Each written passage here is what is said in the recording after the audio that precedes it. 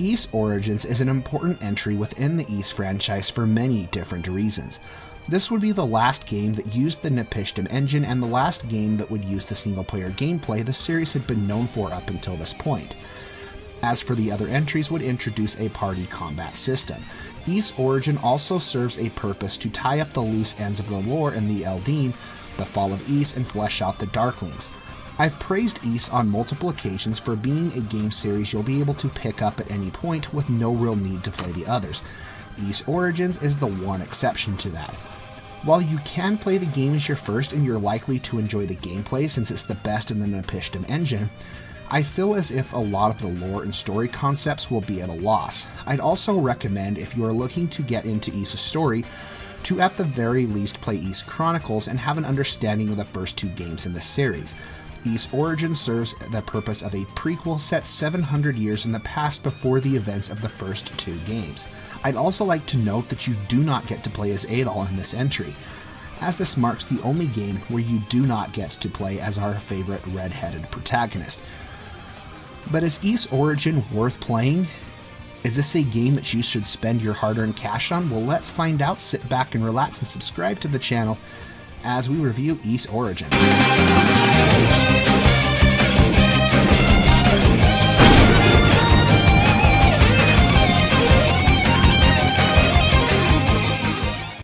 The Ys series has always been known for having really great stories.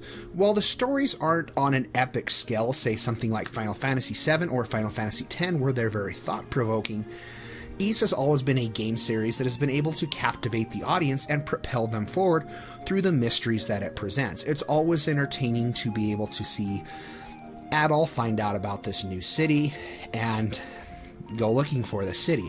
It's very much the same reason that I play Uncharted games as to why I play Ys games. It's not about the story as a whole, but it's about the characters and the exploration and the mystery of the plot that compels you forward. Ys Origins is no different. Despite not having Adol as the main character, I thought this would be something that would take away from my interest, but if anything, it's Ys Origins characters that I found myself enjoying the most.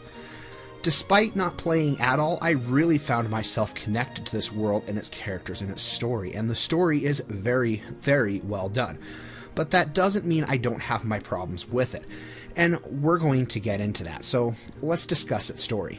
Ys Origin serves to elaborate on many of the game's events taking place throughout the series, as we get a glimpse of the Darklings' ambitions and desires to get a hold of many of the artifacts the Eldeen have created. Ys Origin, while referencing small moments from other entries in the game, is mainly a prequel to Ys 1 and 2, with story beats tying directly into the first two games. If you're looking to play these games for the story and want to play the series as a whole, I can't recommend playing this game first, as it almost requires information from the first two games in order to understand Origin's story. I also feel playing this game first will spoil many of the shocking moments Ys 1 and 2 had. Much like Kingdom Hearts Birth by Sleep, there is a fair share of story beats it spoils for the first two games, making those less of a shock. The game does well to make references to 1 and 2 and feels like a giant love letter to those games. Ys Origin is by far the best story in the series and no doubt has some of the most interesting characters the series has seen thus far. Despite my love for this game though, its story is where I have my biggest gripes with this game. Ys Origin divides the perspective of its story between three different characters, Yunica Tova, Hugo Fact, and a man simply known as the Claw. You'll start out by picking between Yunica or Hugo for your first playthrough. Depending on the version you are playing, you may have to play through both Hugo and Unica's campaign in order to unlock the Claws. While I liked Yunica and Hugo as characters, they almost felt unnecessary to the plot and served nothing more than a what-if scenario. The only canonical ending of the series was the Claws campaign. This disheartened me quite a bit because Hugo and Yunica grew on me as characters, and to see them have no real relevance to the story saddened me quite a bit. I much rather would have liked to see the same approach Birth by Sleep took, where each character's story played out at the same time, different characters and bosses were fought throughout the story, and then those three stories came together, ultimately leading into the character that would lead to the rest of the game's events, and tie the rest of the game into series canon. It was a bit of an odd design choice by Falcom and a bit of a mark on what I would otherwise call a great story.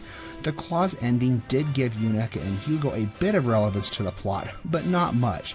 I can't very well talk about it though without spoiling the events of the end of the game, but it really would have been nice to see a plot structured much more closely to how they handled it in Birth by Sleep. Yunica Tova is an apprentice holy knight belonging to the House of Tova and one of the 6 families and heir to the priests in charge of protecting the twin goddesses Fina and Rhea. Yunica is sweet, innocent, and lacks the ability to use magic, as she is one of the few people who can't use it. She instead gets by on her strength alone. Yunica joins the search party on the surface world after Ys and Solomon's Shrine are lifted up into the sky, to avoid the onslaught of demon attacks. Fina and Rhea left Solomon's Shrine and went missing, hence the search party looking for their location.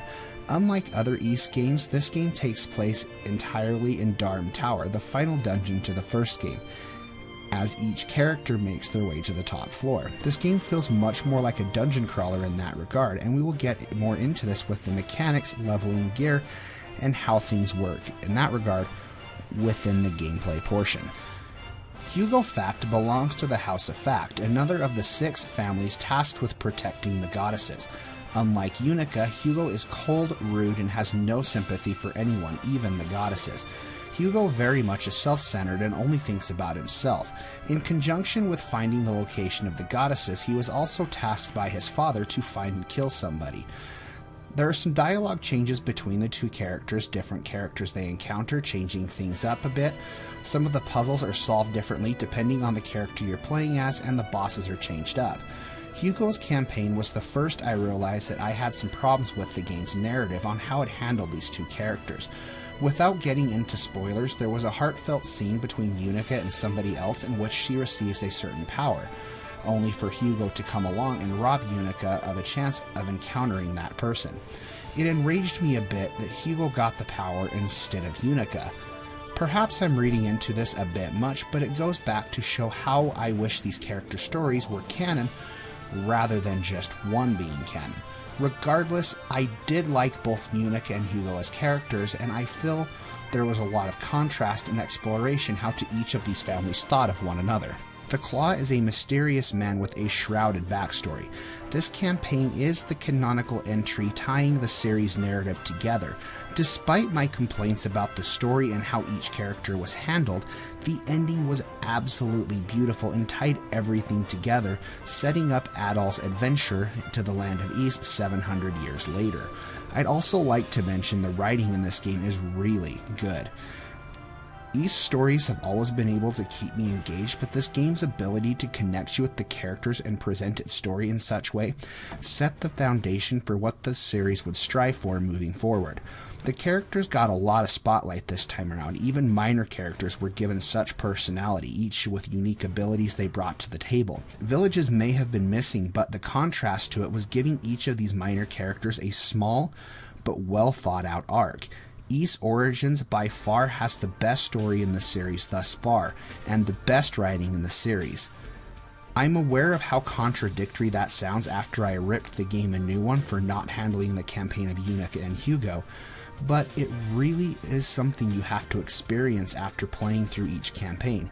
Even if I have problems with how Yunica and Hugo were a what-if scenario, their small little details adding to the overall plot did flesh out its narrative a bit more. I don't think I've ever been this divided on a game's narrative, yet walked away from being able to sing it praise at the same time. I think it goes to show how exceptional Falcom's writing truly is. Ys Origins combat is absolutely amazing.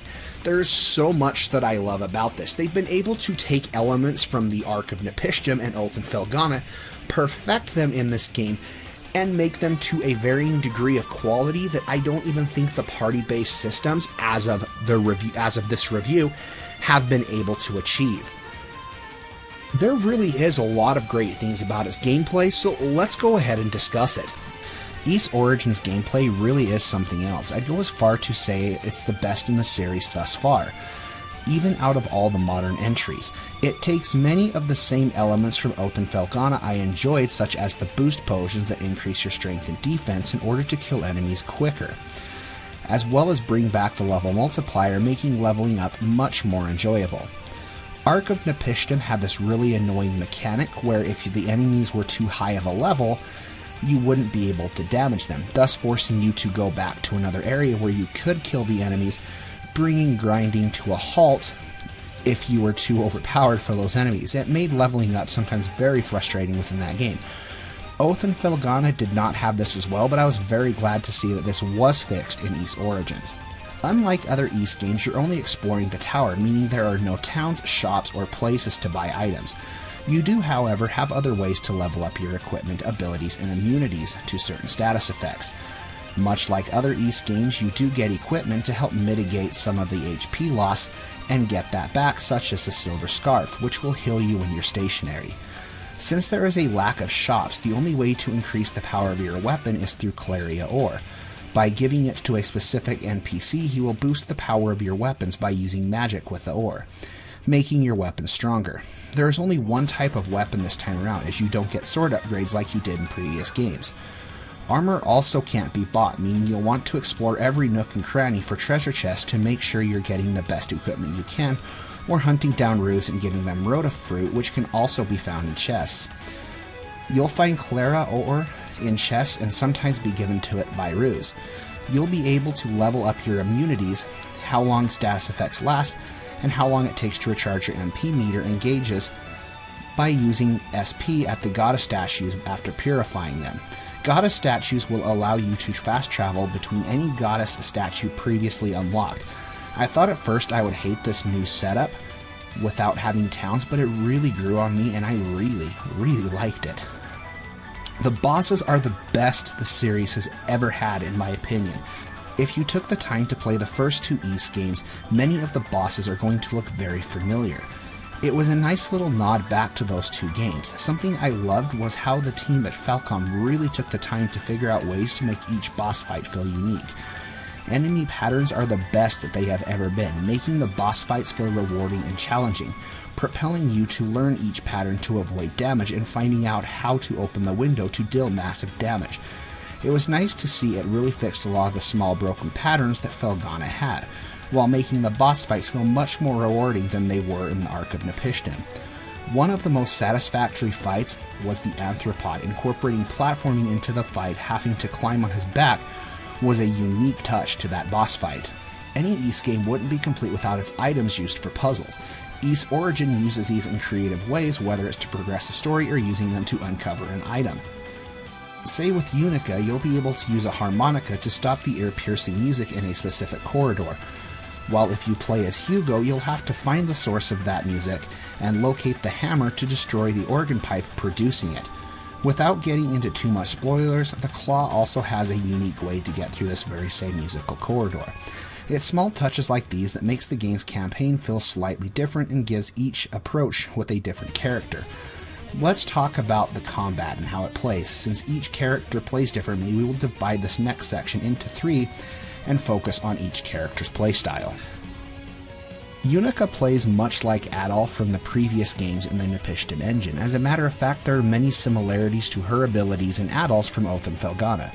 Since Yunica can't use magic, she's more of a strength-based character, wielding 2 different weapons, an axe serving as a weapon that does less damage, but allows for quicker attacks, whereas a greatsword she wields is much stronger, but is also slower than the axe.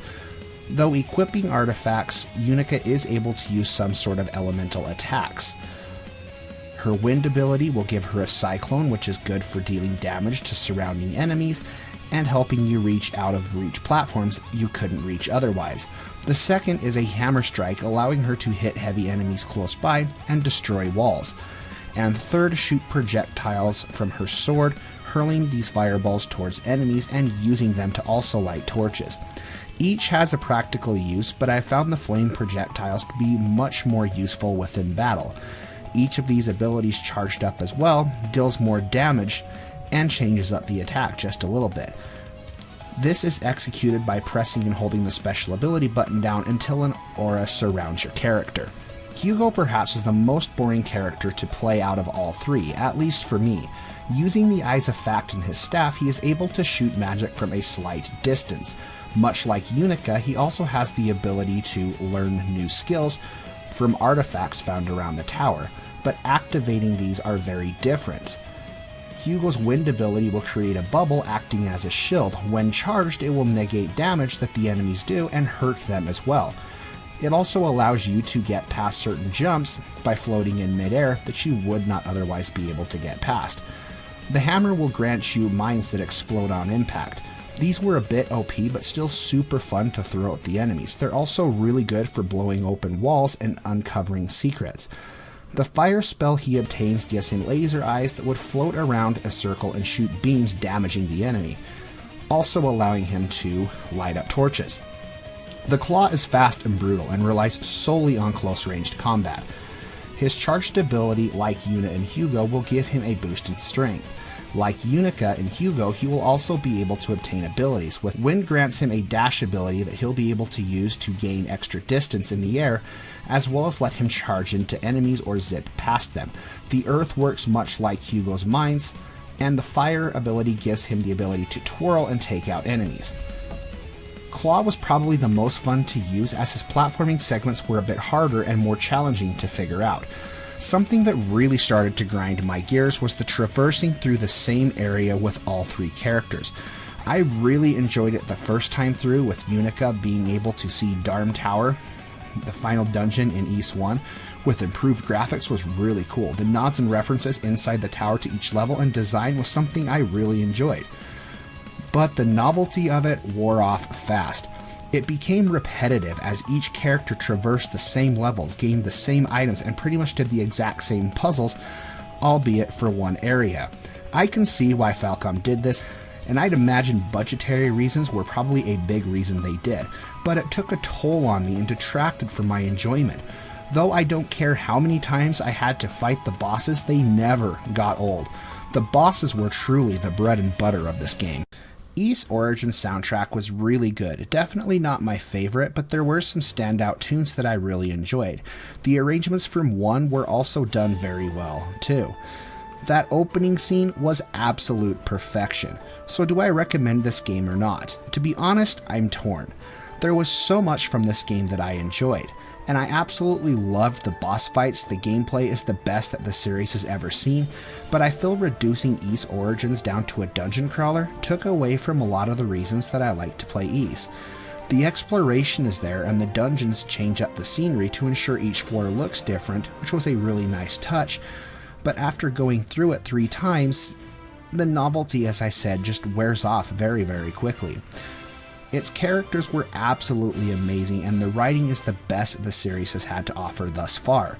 The story was really good, and while I was disappointed by Hugo and Unica's stories were not canon, and the canonical route was so damn good, it's easy to overlook that. The ending of the game tied everything together with a nice bow, even making a small but subtle reference to Ark of Napisthim, but having to play through this game with 3 characters to get the full experience was just a bit much. Damn, I'm really, really torn, and I want so bad to give this my seal of approval, but I can't. Here's what I will say though. Play the game and give it a try. Make your own opinion. There is so much from this game to enjoy. From its gameplay to its story, I think it's a really great journey. I'd say skip over Unica's story and go with Hugo's to get more backstory relevant to the actual plot, then play as the Claw. There really is no need to play through Unica's story, which saddens me to say because she was my favorite character, and that's part of the reason, along with the repetitious nature of being able to play through this game with all 3 characters, that make it so I just cannot give it my Gaming with Spoon seal of approval. I'm so torn with this game, and it pains me to say it. I think it's very much going to depend on the person playing this game, whether or not how much enjoyment you're going to get out of it, and how much of the repetitive nature that you're going to be able to tolerate. Despite all that, I see myself returning to this game again, if for nothing else, to blast through those amazing boss fights and be able to beat them all once again. I really am very conflicted with Ys Origin. There are some really great ideas here, and Falcom went above and beyond to reassuring that this was the best game that the Ark of Napisthim engine was going to have. Gameplay-wise, this really went out with a bang, and I did enjoy its storytelling, but there were some things that were holding it back. So, as I stated, I think it is worth giving a shot, I just can't recommend it. But this is going to conclude our review of Ys Origin. And you know what, guys? We only have one more Ys game on the channel to review. As crazy as that is to say, it's the truth. Our adventure from Memories of Celceta has taken us to this point. Ys 8 is the last and final game we will be reviewing until Ys 9 comes out. So, stay tuned for my Ys 8 review. If you like this review and want to see more reviews just like this one, be sure to hit subscribe, ring that bell notification so you do not miss it. If you guys missed out on my Silent Hill reviews, you can watch them right up here. I'll leave a link there, as well as a link to my Ys playlist so you can catch up on the other reviews if you have not yet seen those. I'll also leave a link to the Ys reviews at the end of this video. That being said, guys, thank you for watching. Social media links, Twitter, Facebook, all that fun stuff, going to be down below in the description box, and most importantly, stay happy, be happy, game happy. Spoons is checking out.